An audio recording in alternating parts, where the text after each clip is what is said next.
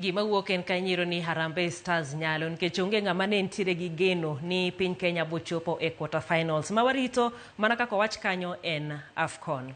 Kawadhi mbele en riwruok mar ute thieth mag ji giwegi kod mag kanise ochiwo thuolo mar dwe achiel kokamano to giwe chiwo thieth e SHA kaluwore kod gope matara mashani godo. Kotenegi kod jakom margi Dr. Brian Lishenga, Rufa lero ni nitiere akweda e chulo omenda mag SHA magiwacho ni sani owe lwet kambi mar ji giwegi kod achude mayiero ute thieth michulo gi mok chul. Simfoso Kinda nigi ler mathoth.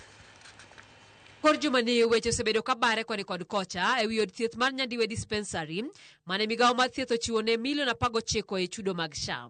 Ywaruok makamano siemo moko kuom fuok matama manonuro NHIF makoro sani nenore ni bende luoro SHA. That this facility had missed payments since January to June, and therefore this payment was accumulated payments.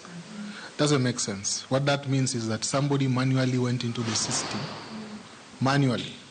system, and they decided to pay Nyandiwe dispensary. Jokanye sekta mar thieth koro seyo migawo mar thieth kuom rem tiyo kod lony mar mbui mano nyiewo kod omenda maoheo bilion 100 ne luoko nonro mag migawo mar thieth. The system is totally controlled by human beings who determine who gets paid and who doesn't.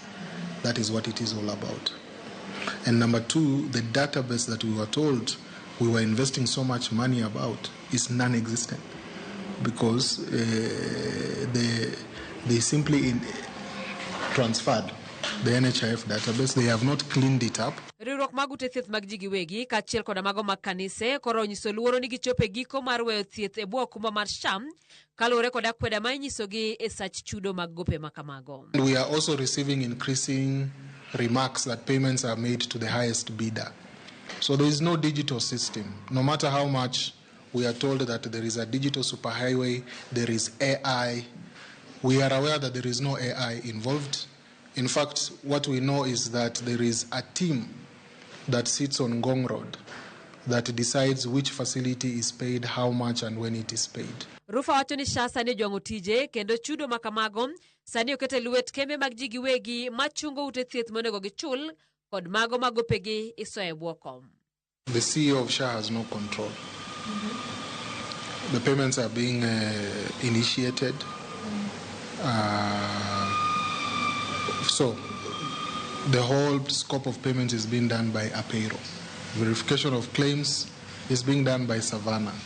Savannah is a subcontractee of a payroll. So it's the same company doing this. Lishenga lero ni achiedh nade maduong' mabiro miyo SHA podho eni okuma mar thieth no choko omenda matin moheo ma onego chul ute thieth. It is about time now that the government relooks the model of collecting money from Kenyans for SHA.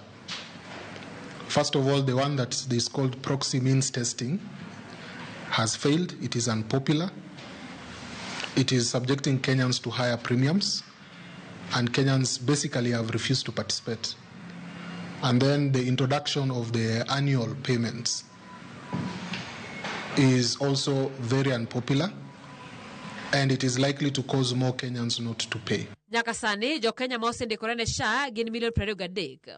E wi kwan ni mana jo Kenya milion 4.5 kende e machudo. Kamano bende kuom jo Kenya machudo milion 3.5 gin jo mondike e tich, ka jo Kenya mamoko machudo gin mana ji 900 kende, kata obedo ni gin to ema ginyodho mit mar okumba mar sirikal no. Nyaka sani SHA osemana choko shillings bilion 50 kende nyaka no chak tich, kata obedo ni omenda monego chul ute thieth to sani en bilion 93.8. Mano nyiso ni SHA pod nigi gowi mar shillings bilion 43 ne ute thieth. Simfoso Kinda, Ramogi TV. Oganda manoyudo hinyruok e lwet obila monego bedni ichulo kod piny owacho